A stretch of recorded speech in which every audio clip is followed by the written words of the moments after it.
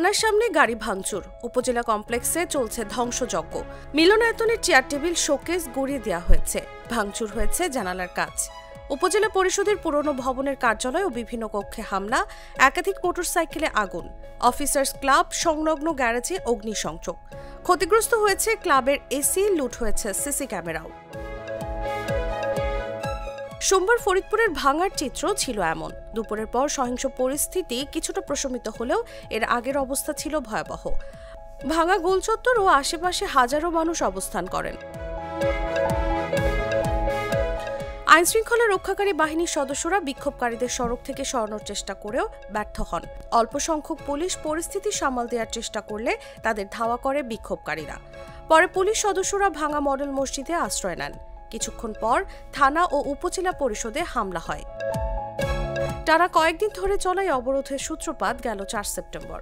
ওই দিন গেজেটের মাধ্যমে 300 আসনের সীমানা নির্ধারণের চূড়ান্ত তালিকা প্রকাশ করে নির্বাচন কমিশন। ভাঙা উপজেলার আলগী ও হামিরদী ইউনিয়নকে ফরিদপুর 4 আসন থেকে কেটে ফরিদপুর 2 আসনের নগরকান্দায় যুক্ত করা হয়।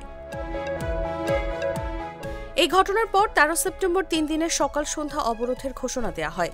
সেই থেকেই ভাঙায় মহাসড়ক অবরোধ সহ বিভিন্ন কর্মসূচি পালন করছেন স্থানীয় জনতা। সর্বদলীয় ঐক্য পরিষদে ডাকা সকাল সন্ধ্যা সড়ক, মহাসড়ক ও রেলপথ অবরোধ কর্মসূচি জেলা প্রশাসকের আশ্বাসে শনিবার পর্যন্ত স্থগিত করা হয়েছে। ইতিবাচক সাড়া না পেলে রোববার থেকে লাগাতার কর্মসূচির ঘোষণা দেওয়া হবে বলেও জানান তারা। এদিকে সোমবারের তাণ্ডব সহিংসতার পর এখনও এলাকা জুড়ে থমথমে অবস্থা বিরাজ করছে। বাইরে মানুষের সংখ্যা কম, জরুরি কাজ ছাড়া খুব কম সংখ্যক মানুষ বের হচ্ছেন।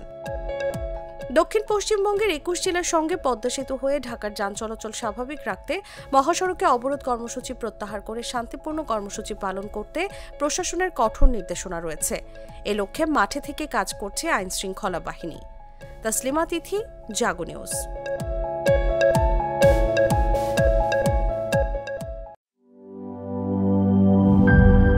চকলেটে একাকার হয়ে ওঠা প্রাণ লেয়ার সম্পর্কের মিষ্টি ম্যাজিক।